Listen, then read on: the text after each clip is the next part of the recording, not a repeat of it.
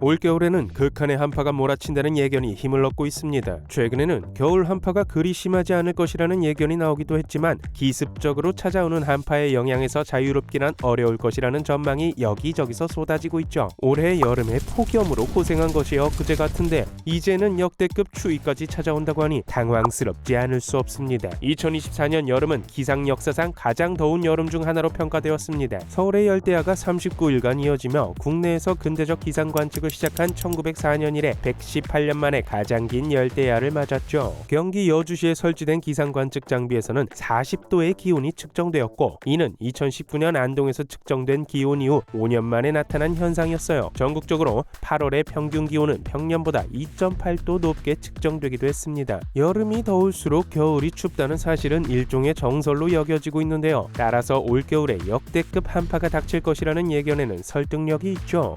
체감상 매년 역대급 날씨를 갱신하는 것 같습니다. 실제로 세계적으로는 몇십 년, 몇백 년 만에 추위와 더위를 갱신하고 있습니다. 오늘 영상에서는 매년 갱신하는 것 같은 기온에 대해 이야기해 보겠습니다.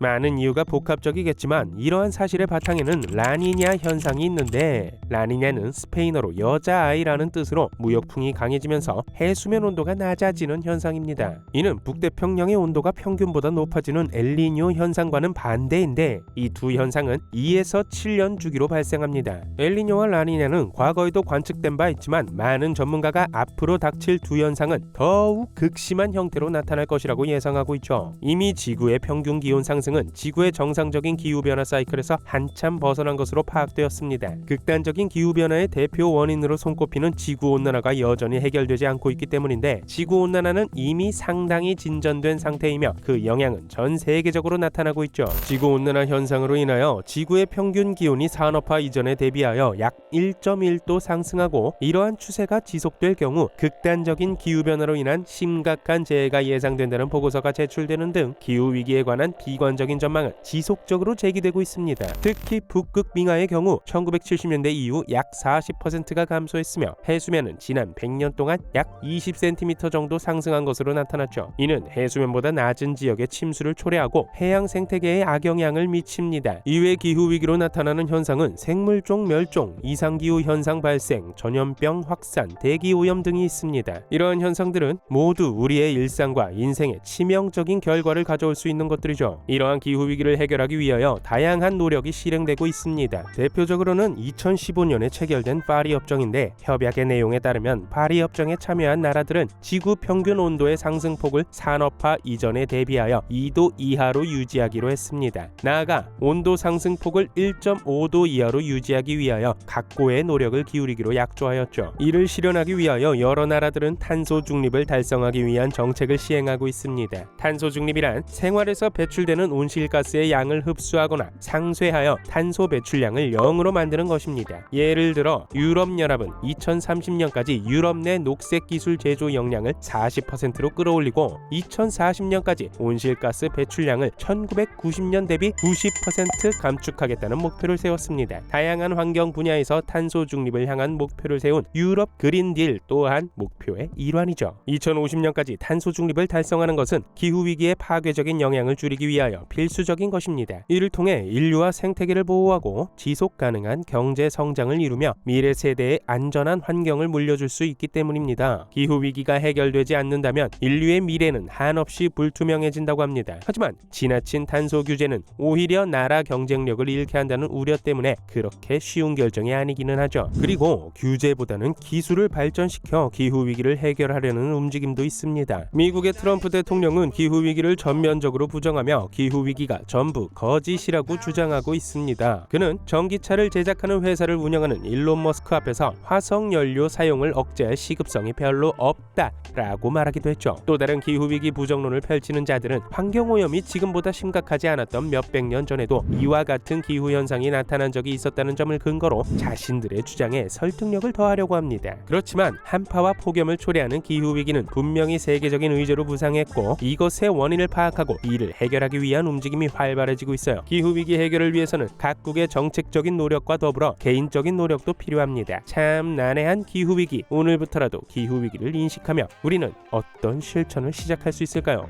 그나저나 트럼프도 그렇고 일론 머스크도 그렇고 참 재밌는 사람일 것 같습니다.